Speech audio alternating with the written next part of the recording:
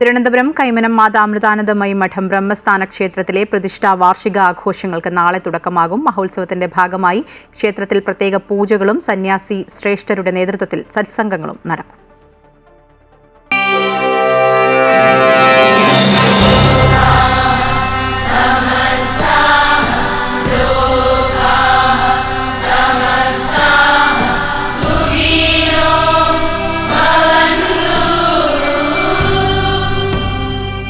അനന്തപുരിയെ ഭക്തിസാന്ദ്രമാക്കി തിരുവനന്തപുരം കൈമനം മാതാ അമൃതാനന്ദമയി മഠം ബ്രഹ്മസ്ഥാന ക്ഷേത്രത്തിലെ പ്രതിഷ്ഠാ വാർഷിക മഹോത്സവത്തിന് നാളെ തുടക്കമാകും.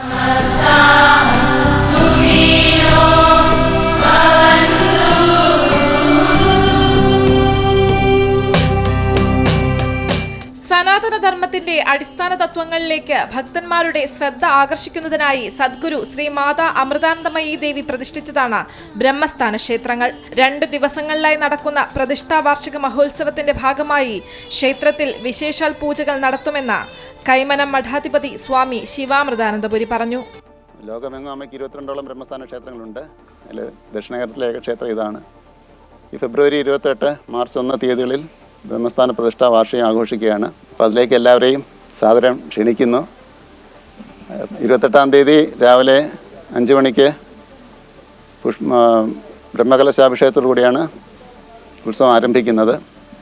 തുടർന്ന് 6 മണിക്ക് ലളിതാ സഹസ്രനാമാർച്ചനയും ഗണപതി ഹോമവും ഉണ്ടായിരിക്കും. 7 മണിക്ക് രാഹുദോഷ നിവാരണ പൂജ നടക്കുന്നതാണ്. 10 മണിക്ക് സ്വാമി വിവേകാമൃതാനന്ദപുരിയുടെ സത്സംഗവും ഭജനയും ഉണ്ടായിരിക്കും. ഉച്ചകഴിഞ്ഞ് സംഗീതാർച്ചന ഉണ്ടാവും.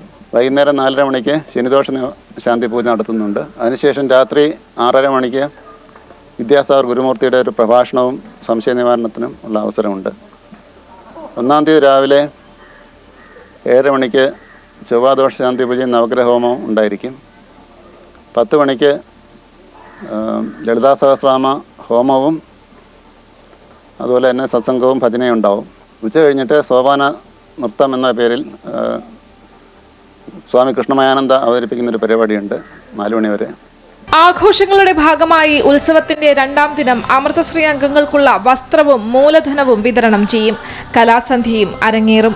അമൃത ന്യൂസ്, തിരുവനന്തപുരം.